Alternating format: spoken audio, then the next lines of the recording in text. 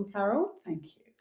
And Carol is one of our assistant producers at Neuro Dating and one of our volunteers.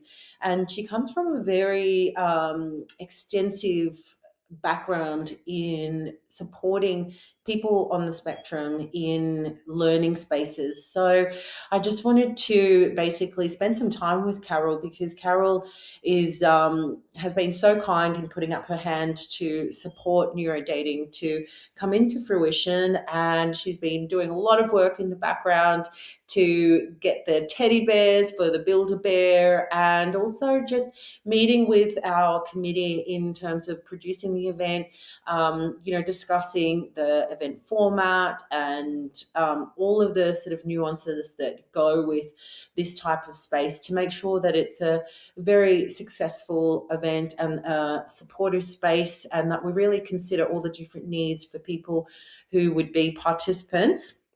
So, Carol, hello, welcome, and tell us about, how did you start off in the neurodivergent space? Right. What do you do? And Sure. So I'm an educator, and it's quite interesting actually. My first job was teaching English and drama, and my current job is teaching English. But for all of those years in the middle, I've been an educator working with kids with diverse learning needs. Okay. So I've headed up operations in England, in Hong Kong for 13 years. And also in Sydney for many, many years. So a long history of working in a classroom space and supporting students, obviously for their academic needs, but also for their social and mental health needs, which is a huge component of working with people who are neurodiverse and just sometimes struggle to meet those everyday challenges, whether they're challenges in the classroom or challenges at home. So I think my role as an educator has been a very holistic one over the years, working with many, many different children and having a fantastic time doing it as well. I really love my job. I truly love my job. That's so good. That's incredible. How did you get started in this space? Yeah, I studied English at university and knew that I wanted to be a teacher. And the people on my course who were going into teaching were mostly going into English jobs. Yeah. But I just thought, there's a lot of English teachers out there. There's a lot of maths teachers out there. Let's do something a little bit different, and something perhaps that gives back to students a little bit more. So decided that I'd study what was then called special education, which now we call inclusive or diverse education. Did that training and went into that role. Okay. So from studying, where did you first go into the space? So because you were in England and then you went to Hong Kong. So tell me about that sort of journey. Yes. So it's been a really exciting and diverse journey that's given me, lots of opportunities to interact with all sorts of different kids. Yeah. So my first role after finishing the teacher training in England was as I said, an English teacher. Then I very quickly moved on from that. I went to Coventry and actually did my master's there. And while I was studying for my master's, I worked at a school in Coventry, quite a low socioeconomic area, so kids with all sorts of issues in addition. So then working with those kids who also had learning needs, again, was a very satisfying role. Yeah. I think that role was probably very mainstream, so working in a mainstream school. So most of the kids that I was working with probably had a specific learning difficulty like dyslexia, so supporting their academic progress, helping with executive functioning, which is just those skills of, organisation. Where do I start? How do I start this task? How do I write this report for science? Or how do I write this essay for English? So helping kids prioritise, helping kids understand the structures that they need for writing, supporting them with self-confidence for a presentation. A lot of the work of a teacher who works with, and neurodiverse individuals is also around emotional support. Yeah. So helping kids maybe who have anxiety issues, Mm. being with them, talking to them about simple techniques but very powerful techniques like Yeah. breathing techniques. Yeah. So if I'm in class and I'm panicking and I'm just overwhelmed,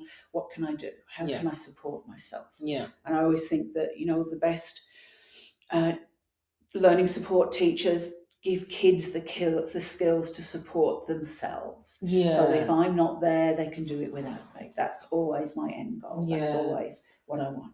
That's so amazing.